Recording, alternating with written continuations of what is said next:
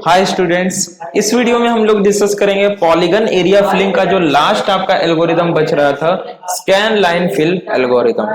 हमने इसके पिछले वीडियो में जो डिफरेंट सीड फिल एल्गोरिदम था उसके जो टू टाइप्स थे, बाउंड्री फिल एल्गोरिदम और फ्लड फिल एल्गोरिदम, उसको कंप्लीटली डिस्कस कर लिया था। 4 connected approach and 8 connected approach को। लास्ट जो आपका छोटा सा टॉपिक है student, scan line fill algorithm. हालांकि ये पूछे नहीं जाते आपसे, लेकिन मे भी पूछ दिया जाए, आपको टॉपिक दिया हुआ है तो हम लोग पढ़ लेते हैं। ठीक है। So this algorithm is used for solid colour filling in polygons. यानी पॉलीगन्स में सॉलिड कलर को फिल करने के लिए क्या होता है, स्कैन लाइन फिल एल्गोरिदम का यूज किया जाता है। ये एल्गोरिदम बेसिकली कहता क्या है, ध्यान दीजिए यहाँ पे।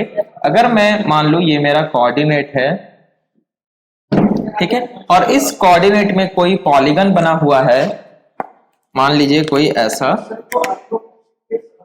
ऐसा पॉलीगन है कुछ इस प्रकार से। ठीक है, ये क्या है, ये पॉलीगन है। चलिए, तो कहता क्या है कि आपको इस पॉलीगन को फिल करना है। तो इस पॉलीगन को फिल करने के लिए आपको क्या करना है, सबसे पहले तो कोऑर्डिनेट का आपको वैल्यूज पता होने चाहिए।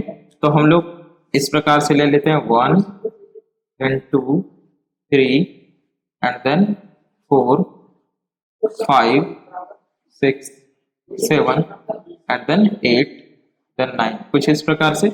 और इधर 1 2 3 4 5 6 7 and then 8 and then 9, चलिए ठीक है, and then 10, कुछ इस प्रकार से आपको कोऑर्डिनेट मालूम होंगे। चलिए, y ये हो गया x। तो स्कैन लाइन फिल एल्गोरिदम क्या कहता है कि आपको जब इस पॉलीगन को फिल करना है तो आपको क्या करना है, पहले तो इसमें स्कैन लाइन, नेम से आपको पता चल रहा है कि स्कैन लाइन का यूज होता है। तो रास्टर, हमने रास्टर स्क्रीन का कॉन्सेप्ट पढ़ा था, तो उसमें देखा था कि जो स्क्रीन होता है, मान लिया जाए ये स्क्रीन में है, तो क्या होता है स्टूडेंट, डिफरेंट जो स्कैन लाइंस होती हैं, डिफरेंट जो स्कैन लाइंस होती है वो इस तरह से कुछ पास होती है ना, कुछ ऐसे ऐसे ऐसे, है ना, इस प्रकार से। ठीक है, डिफरेंट स्कैन लाइंस क्या होती है, स्क्रीन पे पास होती है। कैसे पास होती है, हमने पढ़ा था, आपको याद होगा रास्टर स्क्रीन में लेफ्ट टू राइट और साथ में टॉप टू बॉटम, यानी ऐसे, फिर वहां से सेकंड ऐसे, फिर ऐसे, फिर ऐसे, है ना। और जब वापस आती है, जैसे ये स्कैन लाइन यहां से यहां स्कैन हुआ, देन वापस आता है तो यहां से यहां तक के लिए ऑफ हो जाता है, फिर स्टार्ट, फिर यहां से यहां के लिए ऑफ, फिर स्टार्ट, इस प्रकार से स्कैन करता है, हमने पढ़ा था। और जहां जहां उसे ऑन करना रहता है वो ऑन कर देता है या फिल कर देता है, तो वो क्या हो जाता है, आपका शेप बन जाता है, वो हमने देखा था। ठीक है, यहां पे हमें क्या करना है, स्कैन लाइन का यूज करते हुए फिल करना है, कलर को फिल करना है। तो वहां पे हम क्या करेंगे, ध्यान दीजिए। सबसे पहले स्टेप कहता है क्या, यहां देखिए स्टेप्स लिखा हुआ, steps to perform. First step कहता है find out the value of Y max and Y min, यानी कि जो वाई मैक्सिमम होता है और जो वाई मिनिमम होता है उसके वैल्यू को हमें पता कर लेना है। तो वाई मैक्स और वाई मिन की वैल्यू क्या है, ध्यान दीजिए। वाई मैक्स अगर आप देखें तो ये रहा आपका y मैक्स, है ना। मान लिया जाए y मैक्स आपका 10 है, ठीक है, y मैक्स क्या है आपका 10 है, और y मीन आपका ये रहा, तो इसे 2 मान लेते हैं। y मीन आपका क्या है, 2, ठीक है, यानी कि y मैक्स आपका 10 है, y मीन 2 है। देन है scan line intersects with each edge of the polygon from y min to y maximum। Scan line जो है, डिफरेंट स्कैन लाइन, वो क्या कर रहा है, इस पॉलीगन के डिफरेंट एजेज को इंटरसेक्ट कर रहा है ना। Name each intersect point of the polygon, तो हर एक इंटरसेक्ट पॉइंट का आपको क्या देना है, नेम देना है। मैं कुछ इंटरसेक्ट पॉइंट का यहाँ पे नेम दे रहा हूं, जैसे अगर मैं इससे लेकर चलूं, ये जो आपका ये लाइन है, ठीक है, इस लाइन की बात करूं तो यहां पे इंटरसेक्शन हो गया, इसे मैं P0 मान ले रहा हूं, इसे P1 P2 एंड P3। अगर मैं इस लाइन की बात करूं, सारे लाइन पे ये कॉन्सेप्ट एप्लीकेबल होगा, हम यहां जस्ट एक लाइन को कंसीडर करेंगे। इस लाइन की बात करते हैं, ठीक है। Now sort the intersection point, step number 3 पढ़ रहे हैं हम। Sort the intersection point in the increasing order of x coordinate, यानी कि जो आपका इंटरसेक्शन पॉइंट आया P0 P1 P2 P3, इसको सॉर्टिंग परफॉर्म करना है किसके बेसिस पे, on the basis of increasing order of x coordinate, यानी इंक्रीजिंग ऑर्डर में एक्स कोऑर्डिनेट इंक्रीज हो रहा है तो एक्स कोऑर्डिनेट P0 पे कुछ होगा, देन P1 पे उससे ज्यादा होगा, P2 पे उससे ज्यादा, P3 पे उससे ज्यादा। तो अगर हम इसको सॉर्ट करें तो ये आएगा हमारा क्या, P0 P1 P2 P3, ऐसा कुछ आएगा। लास्ट स्टेप पढ़ते हैं, sort all the intersection point in the increasing order of x coordinate. और यहां पे देखिए एक पॉइंट आपका छूट गया है, क्या, सॉर्ट करना रहता है हमें, और उसके बाद क्या करना रहता है, हमें पेयर बनाना रहता है। क्या करना रहता है, पेयर बनाना रहता है। Intersection point in the increasing order of x coordinate and make pair of them, उनका क्या करना रहता है स्टूडेंट, पेयर बनाना रहता है। तो चलिए अब इसका हम पेयर बनाएंगे तो क्या बन जाएगा बताइए, इसका अगर मैं पेयर बनाऊं तो ये बन जाएगा P0 P1, और एक पेयर क्या बन जाएगा बताइए, P2 P3। दो पेयर हमारा बन गया ना, पेयर बना। चलिए P0 P1 का एक पेयर बन गया, P2 P3 का एक पेयर बन गया। Fill all the pixels inside the pair, अब इन पेयर्स के बीच में जितने भी पिक्सल आए सारे को क्या कर दो, फिल कर दो।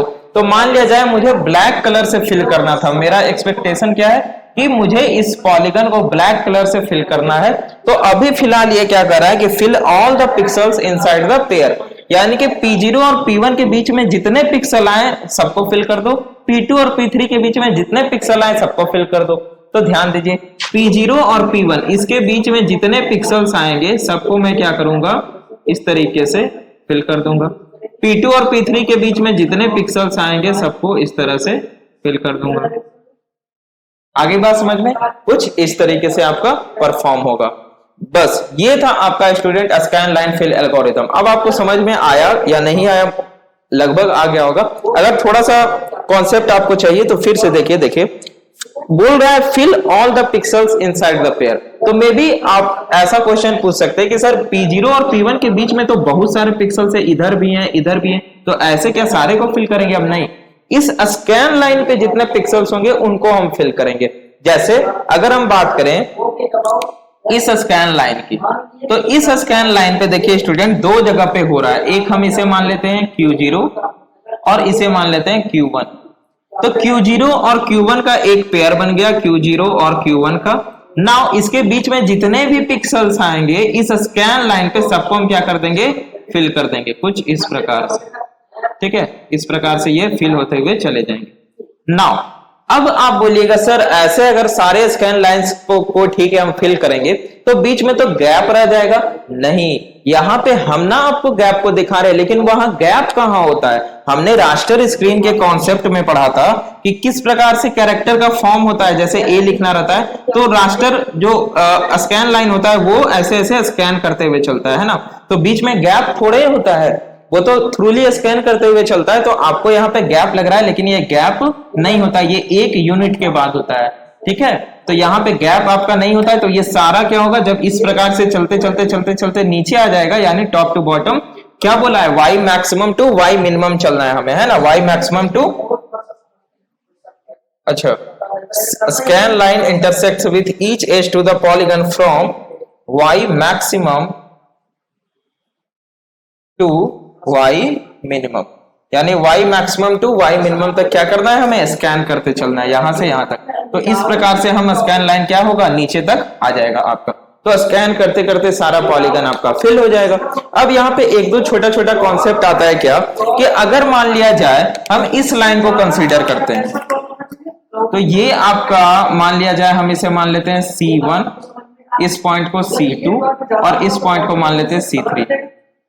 अब हम इसे जब अरेंज करेंगे इंक्रीजिंग एक्स ऑर्डर में तो क्या आएगा, हमारे पास आया C1, C2 और C3। अब इसका पेयर कैसे बनेगा सर, तो यहाँ पे ध्यान दीजिए, जो आपका लाइन है वो क्या कर रहा है, वर्टेक्स को टच करके जा रहा है। तो जब वर्टेक्स को कोई लाइन इंटरसेक्ट करता है, तो हमने पढ़ा था, जाइए पीछे, जब हमने इनसाइड और आउटसाइड टेस्ट ऑफ पॉलीगन पढ़ा था पिछले वीडियो में, पिछले के जो भी एक दो पिछले वीडियो में, तो वहां पे हमने बोला था कि जब वर्टेक्स को इंटरसेक्ट करता है तब क्या होता है, स्पेशल केस होता है। और उस समय क्या होता है, ध्यान दीजिए यहाँ पे, ध्यान दीजिए सारे, अगर ये वर्टेक्स को इंटरसेक्ट कर रहा है तो हमें ये देखना है कि इस वर्टेक्स से जो लाइन जा रहा है वो एक तरफ है या दोनों अलग अलग तरफ है। जैसे इस वर्टेक्स से 2 लाइन पास हो रहा है तो ये दोनों लाइन एक ही साइड है या दोनों अलग अलग साइड है। तो ये दोनों लाइन एक ही जब साइड है तो हम इसे 2 कंसीडर करके चलेंगे। हमने क्या बोला था, इसे इवन कंसीडर करना है। तो यहाँ पे पेयर कैसे बनेगा इस C1 C2 C3 का, ये बन जाएगा आपका C1, C2 और दूसरा पेयर बन जाएगा आपका C2, C3। यानी कि हम C2 को 2 बार कंसीडर करेंगे, एक बार इसके लिए और एक बार इसके लिए। तो जब फिल होगा तो एक बार C1, C2 का पेयर फिल होगा और दूसरी बार क्या होगा, C2, C3 का पेयर फिल होगा। ठीक है, कुछ इस प्रकार से। लेकिन वही अगर दूसरा कॉन्सेप्ट मैं बताऊं आपको, जैसे मान लिया जाए ये लाइन का बात करूं मैं, ये लाइन, ठीक है, ये भी लाइन यहाँ पे क्या कर रहा है, वर्टेक्स को इंटरसेक्ट कर रहा है ना। तो जब ये वर्टेक्स को इंटरसेक्ट करेगा तो इसे हम as a single line consider, single point consider करेंगे। A1 और A2 की बात करूं तो ये A1, A2 ये एक अकेला पेयर बन जाएगा और इसके बीच में जितने भी पिक्सल्स आएंगे सारे क्या होंगे, फिल हो जाएंगे। तो ये था स्टूडेंट आपका स्कैन लाइन फिल एल्गोरिथम का कॉन्सेप्ट। मैंने बताया वर्टेक्स के बारे में, स्पेशल केस किया कि अगर वर्टेक्स को इंटरसेक्ट करता है कोई भी स्कैन लाइन, तो अगर उस वर्टेक्स से जाने वाली दोनों लाइनें एक तरफ है, एक साइड है, तो हम उसे 2 कंसीडर करेंगे, 2। जैसे C1 C2 C3 था तो C1, C2 and C2, C3। अगर वो वर्टेक्स जिससे वो देखिए लाइन, स्कैन लाइन पास कर रहा है, तो यहाँ पे इस वर्टेक्स से जो दोनों लाइनें पास करी वो दोनों अलग अलग तरफ है, यानी कि ये लाइन आपका अलग है और ये लाइन आपका अलग है। तो यहाँ पे हम सिंगल कंसीडर करेंगे। ठीक है, यानी A1, A2 है तो ये एक सिंगल पेयर बनेगा, इसके बीच में जितने भी पिक्सल्स आएंगे वो आपके फिल हो जाएंगे। तो मतलब क्या, जैसे अगर मैं एकदम छोटा सा समझाऊं तो जैसे आपका ये एक पॉलीगन है, ठीक है, और इस पॉलीगन पे स्टूडेंट डिफरेंट स्कैन लाइन जो होता है कुछ इस प्रकार से होता है। ये एक स्कैन लाइन है, फिर स्कैन लाइन है, फिर स्कैन लाइन है। इस प्रकार से क्या होता है, स्कैन लाइन डिफरेंट होता है ना, ऐसे। ठीक है, ये सारे स्कैन लाइन है। और जब इस स्कैन लाइन जहां जहां इंटरसेक्ट कर रहा है, एकदम सिंपल सा एग्जांपल है, तो ये क्या होगा, सारा फिल हो जाएगा। जैसे मैं अगर ब्लू से मुझे फिल करना रहे तो ये सारा क्या होगा, ब्लू से फिल हो जाएगा, ये सारा ब्लू से फिल हो जाएगा। इस प्रकार से धीरे धीरे क्या होगा कि ये आपका पूरा जो पॉलीगन होगा यही पूरा क्या होगा, फिल हो जाएगा। ये था आपका स्कैन लाइन फिल एल्गोरिथम का कॉन्सेप्ट, ये थे आपके स्टेप्स। इससे ज्यादा आपको जानने की नीड नहीं है स्टूडेंट, छोटा सा कॉन्सेप्ट है ये। और अगर आपसे एग्जाम में पूछ दिया जाए स्कैन लाइन फिल एल्गोरिथम तो आपको इतने स्टेप्स लिख देने। तो मिलते हैं हम लोग अपने स्टूडेंट अब नेक्स्ट लेक्चर में, जहां पे हम लोग अब स्टार्ट करेंगे नेक्स्ट यूनिट, यानी कि यूनिट नंबर 6। और यूनिट नंबर 6 में सबसे पहले हम लोग पढ़ेंगे स्टूडेंट 3D ग्राफिक्स, या बोला जाए तो 3D ट्रांसफॉर्मेशन। अभी तक हमने 2D ट्रांसफॉर्मेशन पढ़ा है ना, हमने देखा रोटेशन का कॉन्सेप्ट, हमने देखा ट्रांसलेशन का कॉन्सेप्ट। ठीक है, इन सभी कॉन्सेप्ट को हमने 2D जो ऑब्जेक्ट थे उन पे अप्लाई किया। अब हम 3D ऑब्जेक्ट पे अप्लाई करेंगे एंड देन उसके बाद उसी में हम लोग प्रोजेक्शन के कॉन्सेप्ट को पढ़ेंगे। तो हम लोग वो नेक्स्ट यूनिट में स्टार्ट करेंगे। मिलते हैं अपने नेक्स्ट लेक्चर में स्टूडेंट, थैंक्स फॉर वॉचिंग।